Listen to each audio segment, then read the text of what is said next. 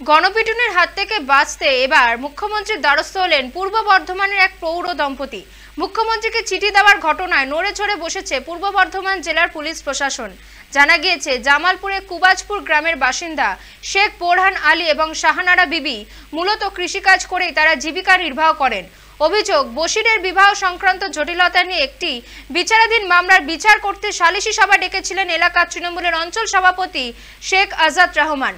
14 June চকদিঘির Trinamool party অফিসে ডাকা ওই সালিশি সভায় উপস্থিত থাকতে বলা হয় ওই দম্পতি ও তাদের পুত্র বশিরকে, কিন্তু প্রাণের ভয়ে সবাই না যাবার মন স্থির করে পরিবারটি। বদলে জামালপুর থানায় তারা বিষয়টি নিয়ে অভিযোগ দায়ের করে। 14 তারিখ রাতেই অঞ্চল সভাপতি শেখ আজাদ রহমানের সাকেতরা ওই দম্পতির বাড়িতে চড়াও হন বলে অভিযোগ।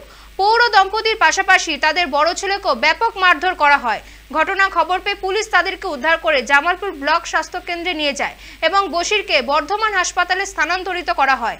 ঘটনার পরে অভিযুক্তদের বিরুদ্ধে জামালপুর থানা কোনো পদক্ষেপ না করায় আতঙ্কে ঘর ছেড়ে অন্য জায়গায় আশ্রয় নেয় 3 জন। সেখান থেকে মুখ্যমন্ত্রীকে চিঠি দিয়েছেন ওই পৌর। যদিও ঘটনায় অভিযুক্ত তৃণমূলের চকদিঘির অঞ্চল সভাপতি আজাদ জানিয়েছেন, বশির আলীর পরিবারকে আমি চিনি, তাদের যে মামলার বিচার আদালতে চলছে তার বিচারের জন্য আমি কোনো বিচার সভা বা সালিশি সভা ডাকিনি। তবে খোঁজ নিয়ে জানতে পেরেছি বশিরের পরিবারের সঙ্গে যে ঘটনা ঘটেছে তা গ্রাম্য বিবাদের ঘটনা। ওই ঘটনা ইচ্ছাকৃতভাবে আমার নাম জড়ানো হয়েছে।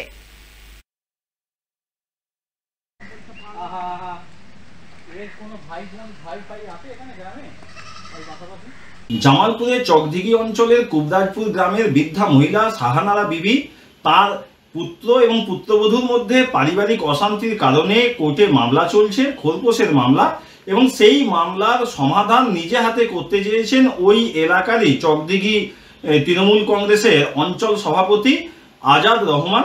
তিনি 14 জুন ওই এলাকায় একটি সালিশি সভা বসিয়ে সমাধান করার চেষ্টা করেছিলেন। এই বৃদ্ধা মহিলা শাহানারা বিবি এবং তার পুত্র তার স্বামীকে ওই সালিশি সভা উপস্থিত থাকার জন্য নির্দেশ দিয়েছিলেন।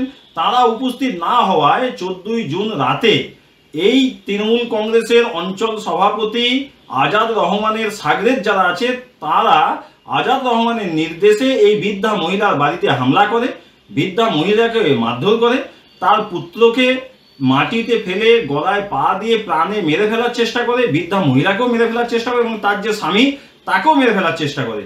এই অত্যাচার দেখে বোঝা যাচ্ছে যে এই বাংলায় তৃণমূল কংগ্রেস বিচার ব্যবস্থাকে, আইনি ব্যবস্থাকে নিজের হাতে তুলে নিতে চাইছে। পশ্চিমবঙ্গের বিভিন্ন দিকে এই ধরনের ঘটনা ঘটছে। এমনকি এই বাংলার একজন তৃণমূলের বিধায়ককে বলতে শোনা গেছে যে এই তৃণমূলের আমলে মমতা ব্যানার্জির নেতৃত্বে একটা ইসলামিক শাসন চলছে পশ্চিমবঙ্গে, আর সেই শাসনেরই একটা উজ্জ্বল দৃষ্টান্ত আমরা দেখতে পেলাম এই জামালপুরের চকদিঘি এলাকায়।